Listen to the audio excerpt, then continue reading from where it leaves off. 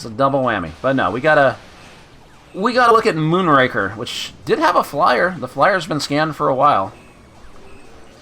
Developed by Nichibutsu. This was, if you remember, the early push-to-reject streams. There were a whole fucking load of single-screen shoot-'em-ups. Space Invaders was a very influential game, you know. So everybody was trying to get a piece of the pie. Trying to see what they could change. What does Raker do differently to the Space Invaders formula? This flyer is really ugly. 1 coin for a singles game and 2 coin for a doubles game. So you don't just shoot enemies above you. There's enemies below you too. Like you're in the middle of the screen, but you can actually like fully move around. Shoot down bombs coming from the UFO by operating the fire button located on the right side. To defend yourself from the UFO attack, use the fighter plane directed by the lever on the left side of the machine. And there's UFOs. Like you can kind of see it in the screenshot, like the characters in the middle of the screen. But you can actually move up and down and stuff. Like you're not just locked to a single plane, a single direction. No, not simultaneous co-op. These games were always alternating back then. They just called it doubles for some reason. So, might not look at this for very long because it's old. And, like I said, I don't know which of the ROMs was dumped bad. It might have been the sound ROMs, but, you know, MAME lets me know about... Oh. Okay, capture took a while to show up. MAME lets me know about all these problems with it. Unemulated sound, incorrect graphics, incorrect color palette. Incorrect?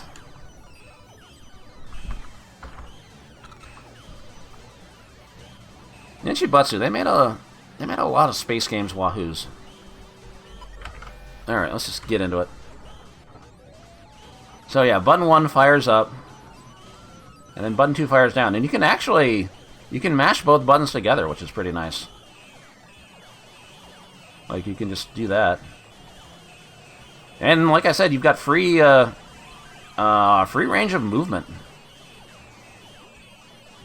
Am I supposed to destroy these balloons? I actually didn't play this that much. I guess, no, these are asteroids. They explode, though.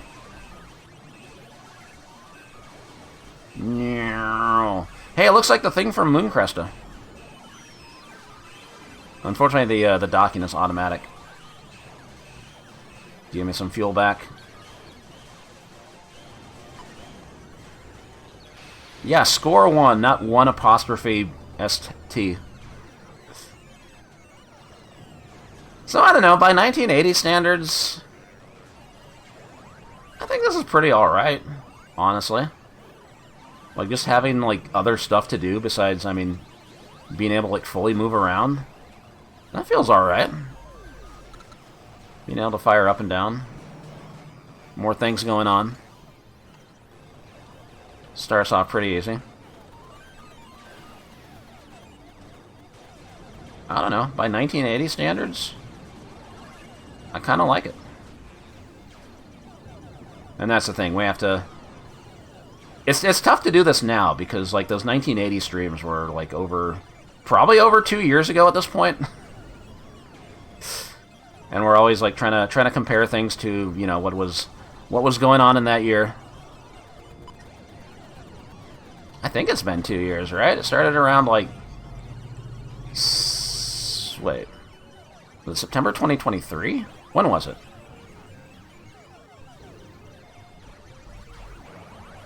This is stream number 110, I think, of Push to Reject. So, yeah, it's been over 2 years. Was it Jan? I don't know when it was. I'm pretty sure it was September 2023.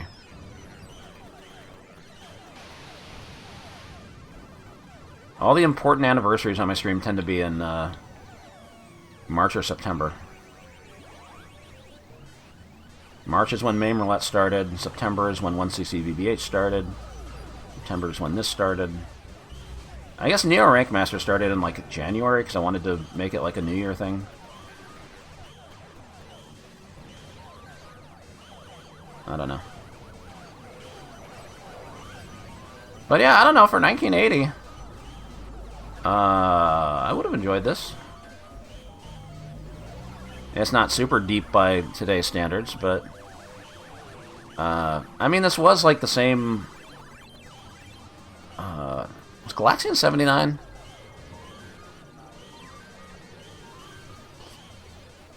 So it was around the time of Galaxian. Galaga wasn't out yet. Yeah, one button for firing up, one button for firing down. So there's... I don't know, it's trying something new. And like I said, you get to fully move around the screen. It seems kind of... Oh. I'm not finishing that sentence. I'm not going to say it seems kind of easy, because I just died. I guess at the time, having to wrap your brain around the fact that you could fire up and down must have taken a little getting used to, right? So by today's standards, this is relatively primitive. I kinked it. I kinked it. These guys do speed up when they're almost dead, just like just like in Space Invaders. You have to do the entire stage over when you die.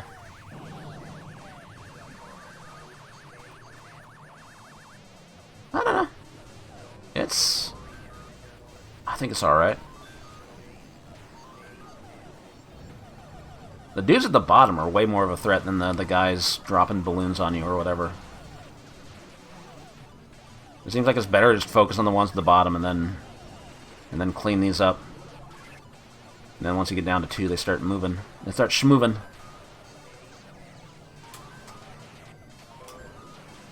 I thought this was going to be like a thing where you have to like steer it to dock with the mothership, but it's just all automatic.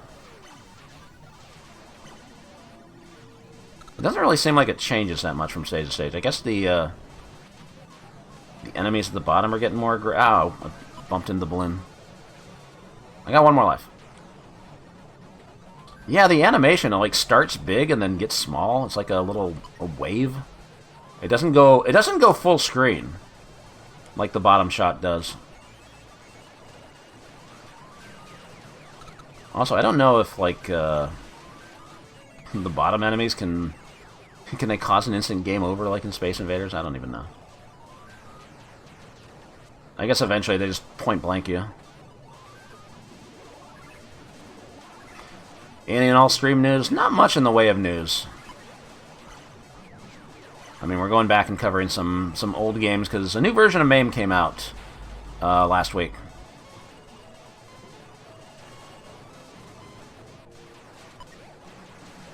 So I thought it was important to look at these games that were in years we already covered. We will always go back to do that if it's a brand new game. It's just kind of nuts to think about. Like this is a game that's like 46 years old, and no board was found for it until now. Yeah, you can sort of mash buttons. She's not dead. Stop saying that shit.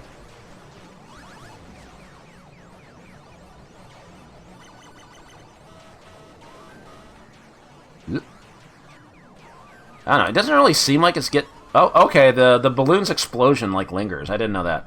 I was gonna say, it doesn't really seem like it gets that much harder. Doesn't save initials yet, it's just high score 1, 2, 3.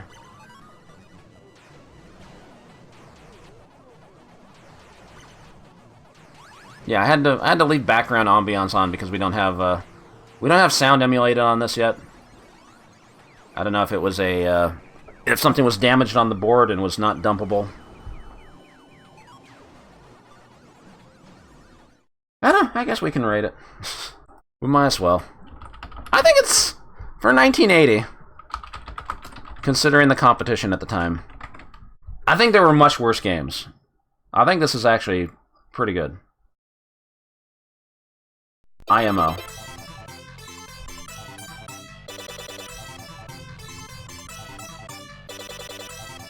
Yeah, it's way better than New York, New York. It doesn't have that digitized voice, though. Or maybe it does, and we just don't know about it yet.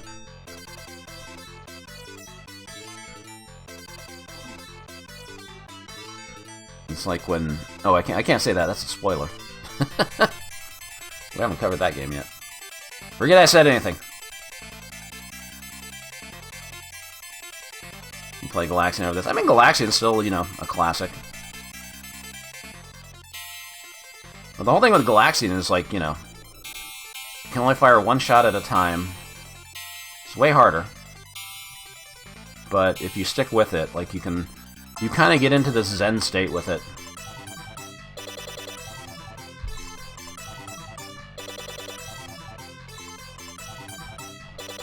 Alright. BBH influence strikes again. No. 3. Yeah, I can't disagree with that. I think it's... By 1980 standards, I think it's... You know, sort of... interesting spin on the Space Invaders formula. It is kind of fun to play. I would have enjoyed it in 1980. Yoko loses. Captain Sledge, thank you for the 98 months. Yeah, we had to roll back the clock a little bit for some new MAME editions. What if this did come out in 1991? That'd have been awesome. Thank you for the resub. Not necessarily games that suck. We're looking at games that are not what you typically associate with the arcade. Games that like didn't really get much distribution, prototype games and stuff like that. Oftentimes they are games that suck, but sometimes there's some hidden gems that just didn't really get much distribution.